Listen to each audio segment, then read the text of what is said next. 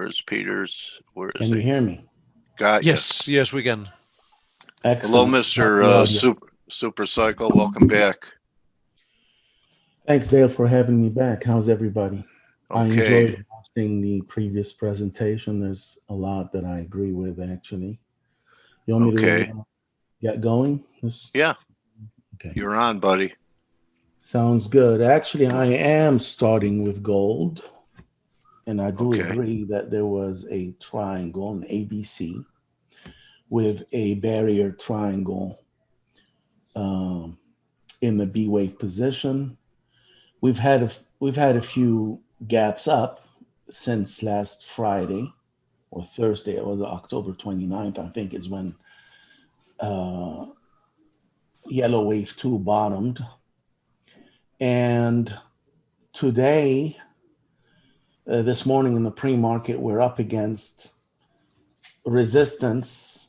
I don't know if I'd call it that, but it's basically the recent high, late October, around 181.30 or something like that on the GLD. Right. I do believe it is a third wave. And normally, even if it weren't, okay, I think even if it was an ABC, a counter trend rally, which I don't believe it is, you should get back near the highs of the B wave, near the highs of the B wave. So the key is if we break above 181.30 or so on the GLD, we're likely to gain several percentage points. So we Okay. went long twice this week, most recently yesterday afternoon. And we're probably going to cash out this morning and then see what transpires after that. Okay. But there's plenty of reasons to be bullish. In fact, to be honest with you, I had a moment of weakness last weekend because I was starting to think that maybe, just maybe, this is a top, that the market topped. But then the price action has its way of changing your mind quickly, and I reverted back to my original bullish thesis. We talked in the past about, I think back in late February, when the initial decline took place in the market, the first leg of the bear market. You're still showing the And gold GLD. I'm just right, letting you know. right, Okay. right. Okay. And I said back then that no president ever got reelected during a recessionary period since McKinley in 1900s. And we're seeing, the trend happen again, or, the election is following on the lessons of history that, Americans vote their pocketbook. If they're feeling pain, they're going to demand change. They're going to ask for change. So, the election isn't over yet. That's, most people think it's pretty much over. We'll see what happens. But the market didn't care who got elected. The only thing it wanted is to avert a blue wave scenario and keep everybody in check. Anyways, the September high in the NASDAQ reached the Yellow the 3. edge of my. Can you hear me? Yeah, yellow 3. Yellow 3 was the early 2020 high. It's when. Oh, okay. I'm sorry. No. Yes, it was. Yeah. Yes. Yeah. Okay. And then we had the shock, the virus shock that led us to yellow wave 4. And Right. since then, we've been in yellow wave 5. I almost believe that, you know what, it might be over. Last weekend I was looking at a million charts. I said, there is a possibility. And then things took off. And the beauty of the September high is that it sort of confirms my overall thesis that, you know what, we were near the highs, we're back near the highs right now. And but it's not quite over yet. Yellow wave 5 and orange wave 3 will end north of 13,000. And then that will bring the whole thing, the cycle, The yellow is the cycle wave that started 18 years ago. It will bring it all to an end. And then I don't know what the catalyst is going to be. I was starting to think that, you know what, maybe a double dip recession, because the market right now is pricing in a lot of optimism. About a vaccine. And that's an understatement. I mean, Yeah. I used to laugh at people in the, 3, 4, 5 years ago, and they were saying it's all Fed induced, because it wasn't totally true. Sure, the Fed greased the wheels of the economy, but earnings were, on the up and up. Yeah. And now the market is truly addicted to opium. If I'm sure you agree with me, because all they talk about is, the stimulus package, and the Fed is behind us with trillions of dollars. And, meanwhile, all these companies that so far have posted their earnings, they weren't able to provide any guidance. Yet the S&P as of today is trading 200 points above a fully priced 2021, as I'll show you later. But anyways, let's look at the short term for a second.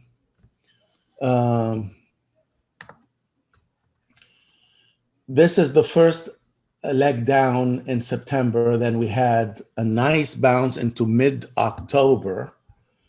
And then I do agree that there's some sort of triangle taking place. I don't know if I'd call it a flat, that ABC, because the C wave should theoretically drop below wave A unless you have a running flat. But we don't have a running flat either, because the B wave did not exceed the start of wave A. So as of the overnight action, the overnight action actually reached the top, the upper trend line of the prospective triangle. We reached it. And I have reason to believe, at least from the S&P 500 perspective, that the D wave is unfolding as a double zigzag. We'll find out. We'll see if that works out or not. But if the S&P, if the ES, the futures contract, exceeds 35.10, I'll start having my doubts. Okay. If it exceeds what? 35.10. 35.10. On the S&P. This is the NASDAQ, but the S&P is pretty much the same. It did reach the top, the upper trend line, same exact formation.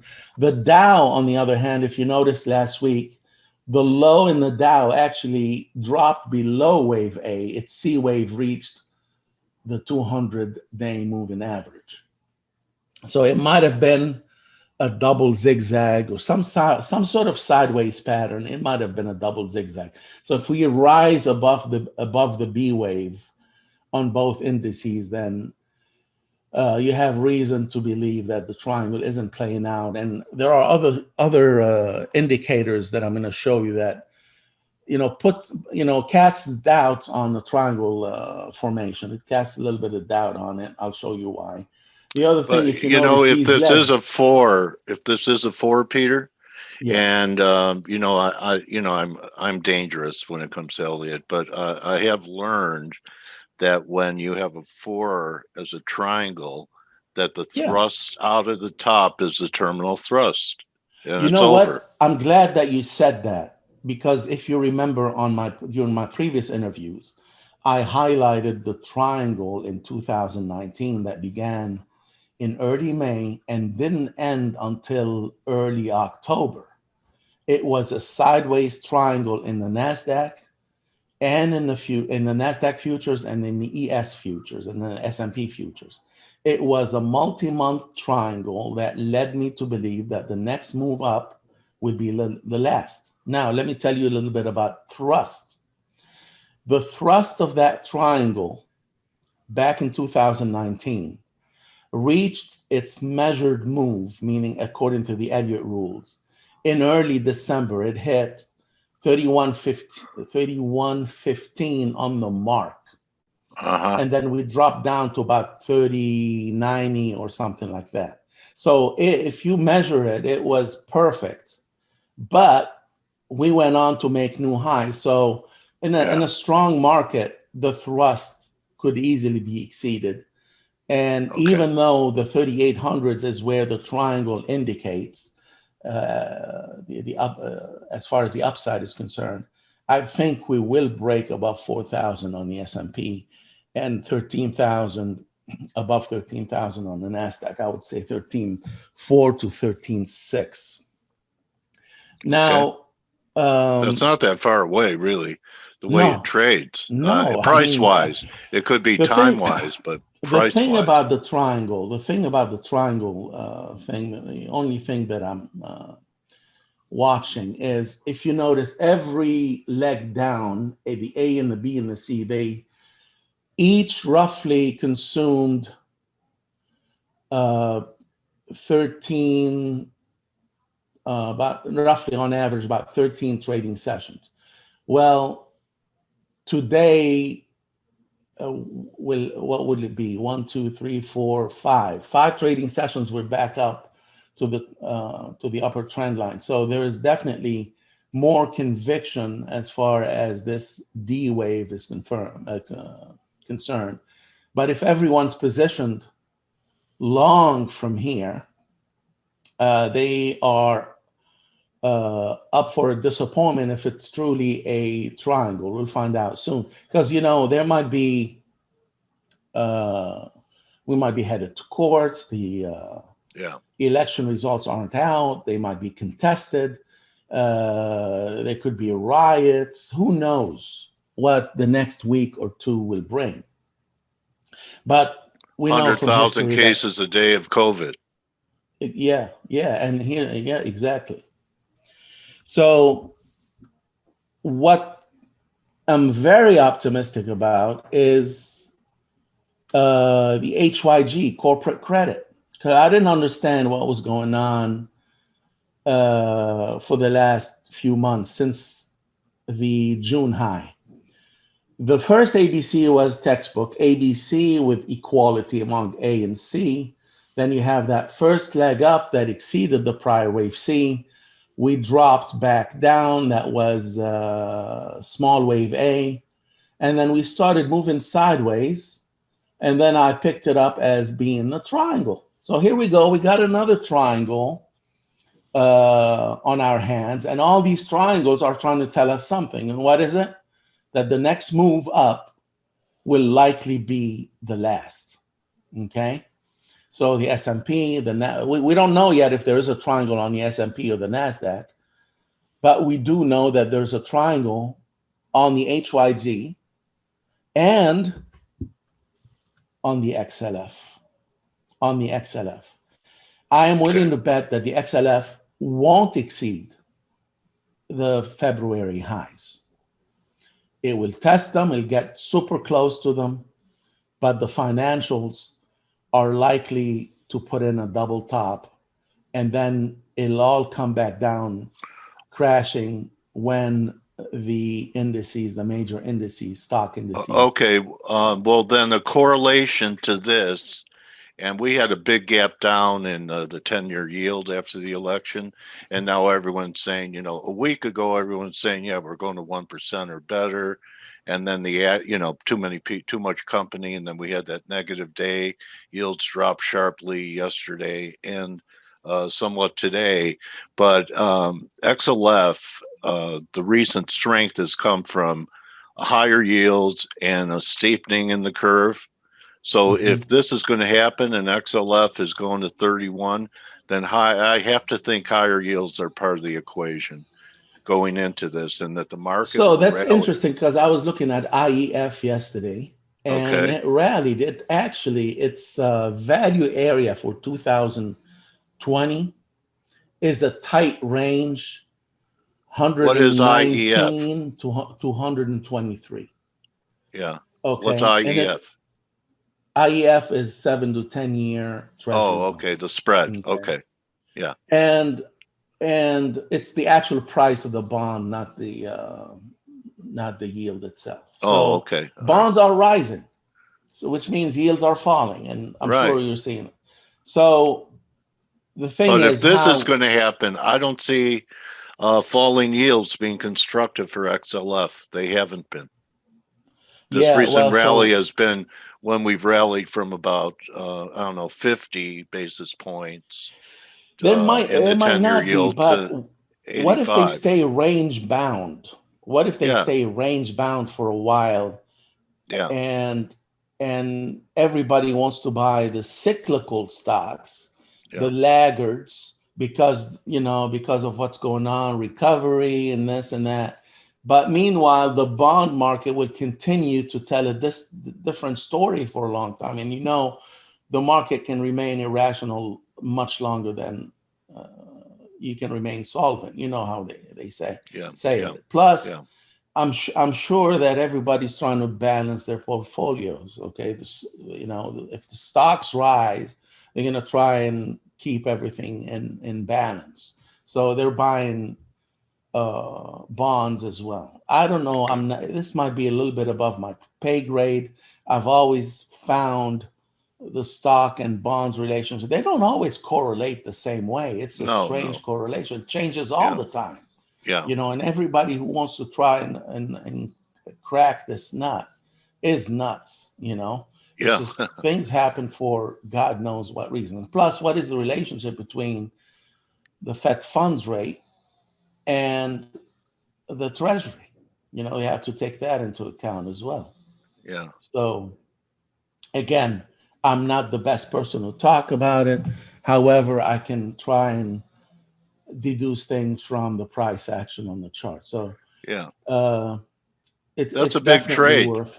That's a What's big that? trade, XLF from 24 bucks Yeah, to because now 31. That if you go by, if you get a B wave about the size of the A wave, we're talking about 30 to 31. If you yeah. look at the volume profile, do you see where that huge spike is up there? That's Yeah. near 31, and you have a gap.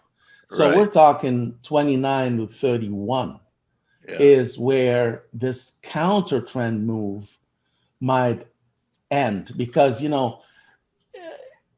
it's questionable whether this waterfall drop in March, April was an impulsive wave or not. If you try to eyeball it, it looks like a 5 wave impulse, but internally it could easily be a triple zigzag. Who knows? Yeah. So Okay. uh, there's a lot to be gleaned from the Yeah. coming It's action almost on. like if this plays out, XLF is going to even outperform some of the high beta tech names on a move like Yeah, this. I think they'll all move in concert, to be honest with Yeah. you. Yeah. But if we break above 29.59, which is the D wave, you Right. have a triangle, especially if we move above the red line. That's the value area high for 2020. If we break above that, which is about 25.70 or something. XLF was weak yesterday, if you notice. Yeah. And I don't know what it's doing That's because the today. yields were down. Yeah. So who knows? Maybe we will get that triangle in the S&P 500 and the Nasdaq. I'm hoping for it, actually, and then we'll catch the market, the S&P, around 32.25 to 32.27, something in that area. We'll 32. see. Okay. Yeah, down Wow. at That's all the way back to almost a breakdown. to the trade to the trend Loads. line, the AC line on the Yeah. S&P. I'm going to show it in a minute. Okay. So this is the transports. This is what we had. That's the chart I showed uh, early on this year when we last met. I said, we have a 5 wave move. Okay, we have that 5 wave move in the transports.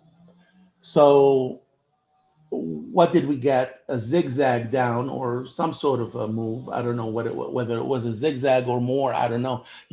If that last move since 2020 was uh,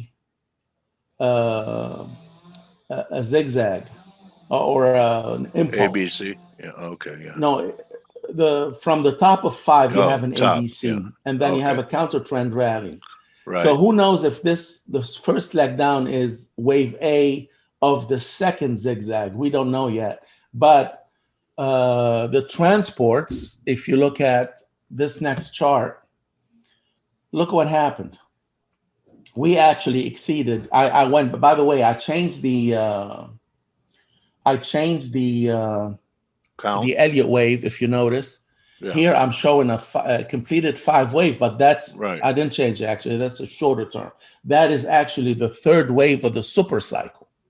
The third wave of the super cycle ended in 2018. Okay. And now we have the fifth wave of the super cycle confirming by moving above the third wave. So we got above 12,000. I'm expecting it to go north of 13,000. And I'm going to keep an eye on the dashed upper trend line that I drew on this chart. Okay. Okay. So we'll see how it goes.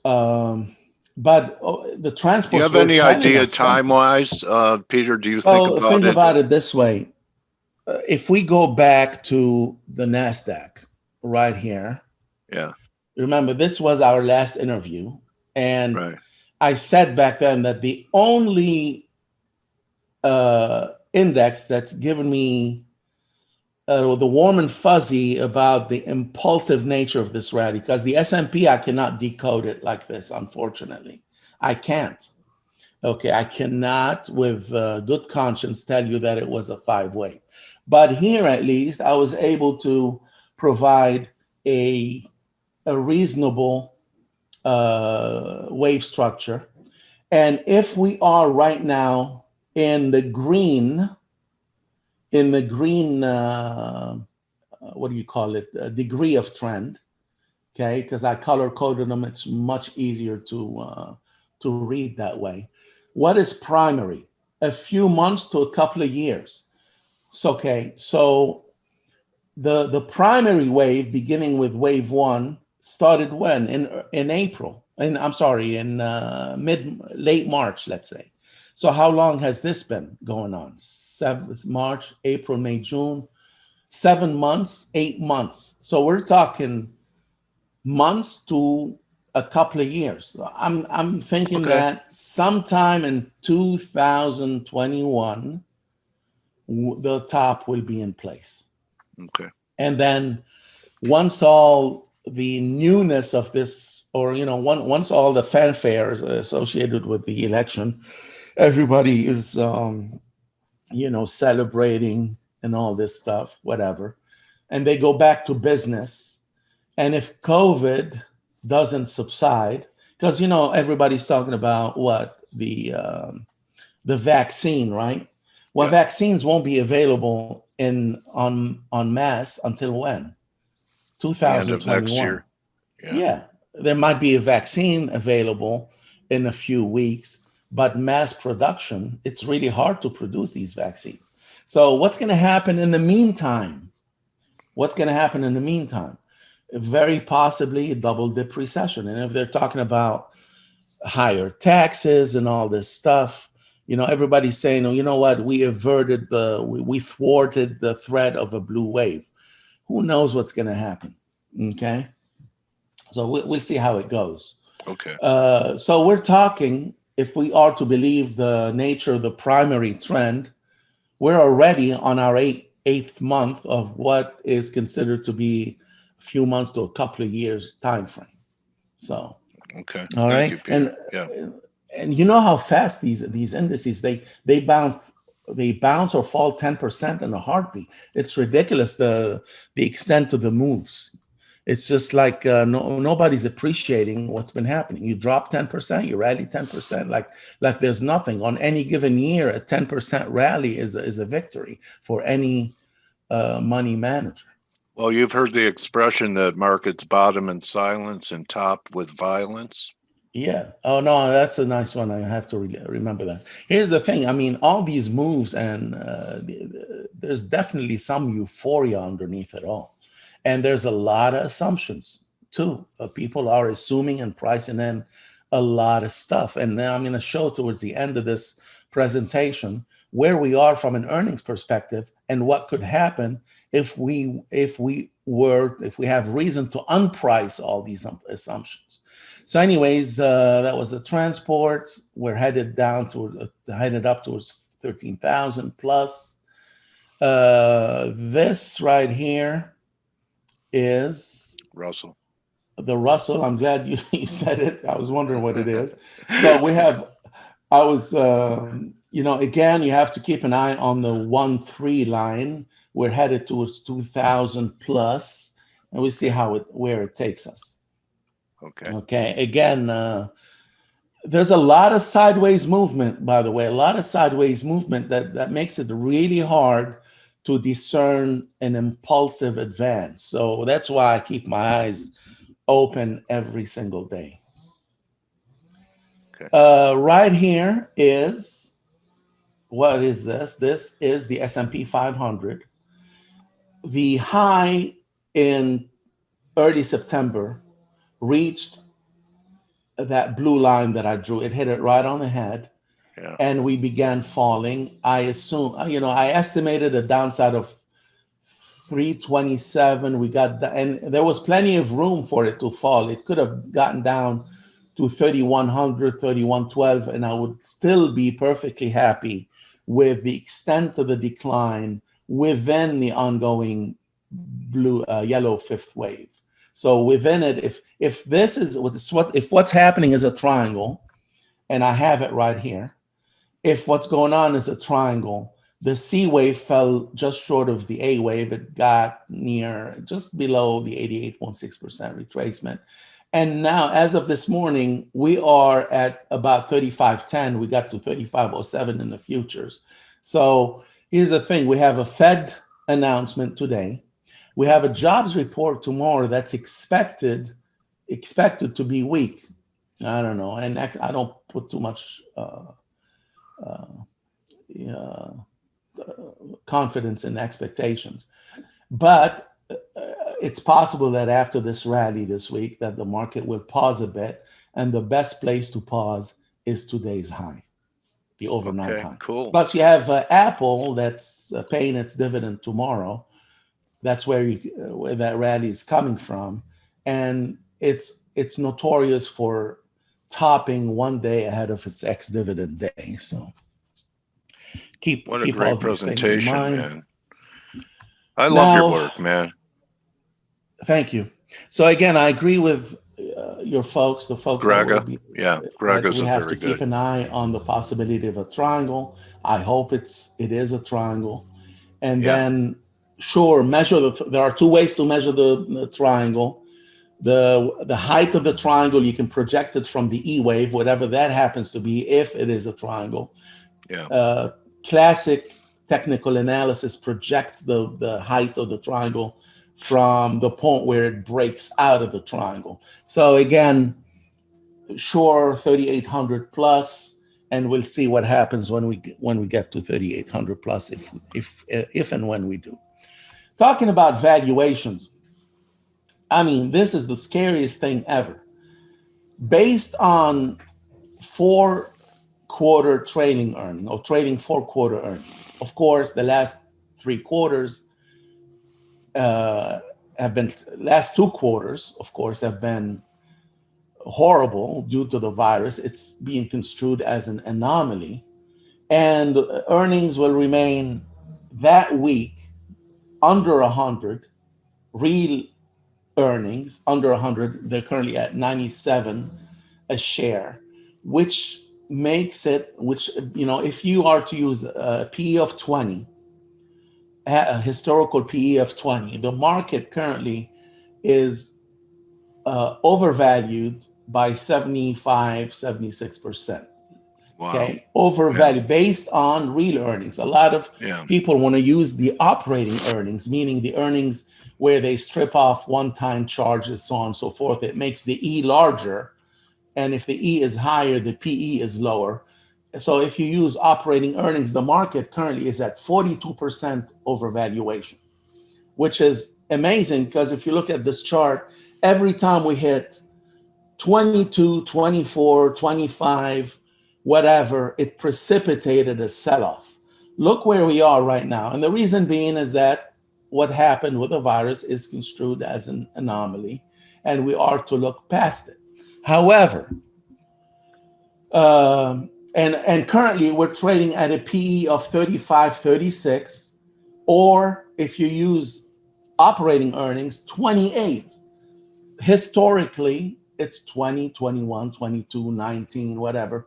Everybody wants to put a different PE or multiple on earnings. Historically, an average 20.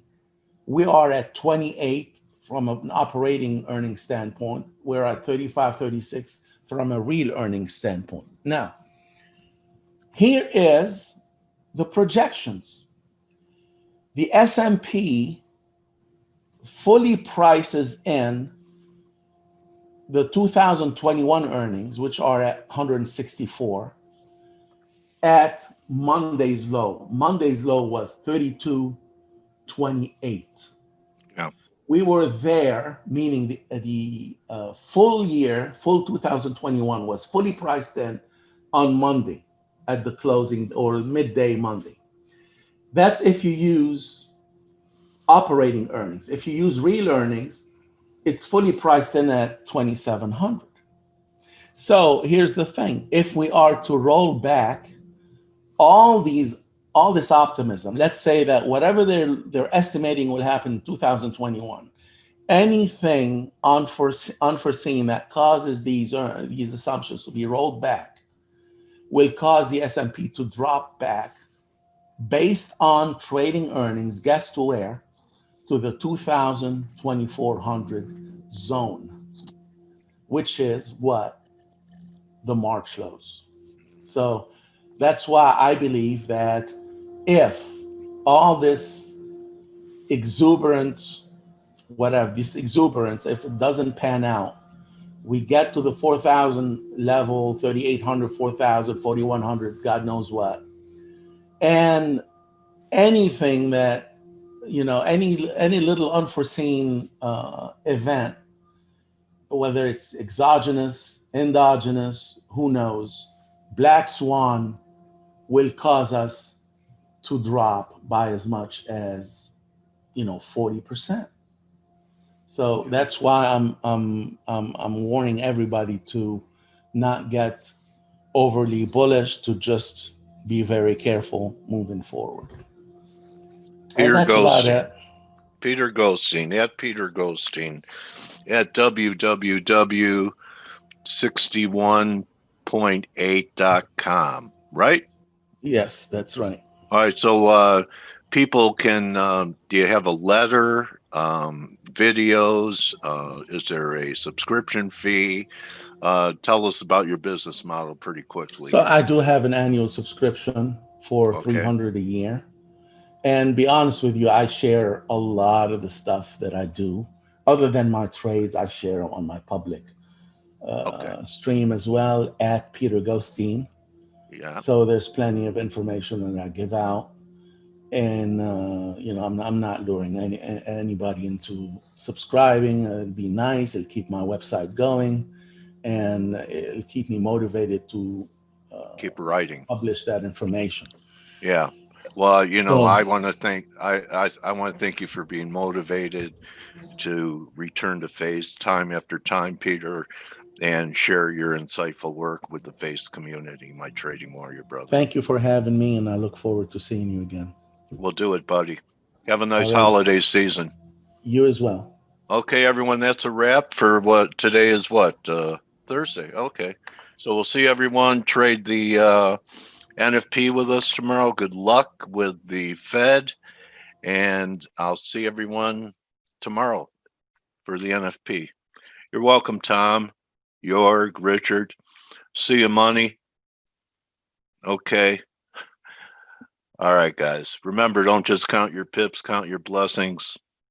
You're welcome, Michael, Richard. I'll see everyone tomorrow. Adios.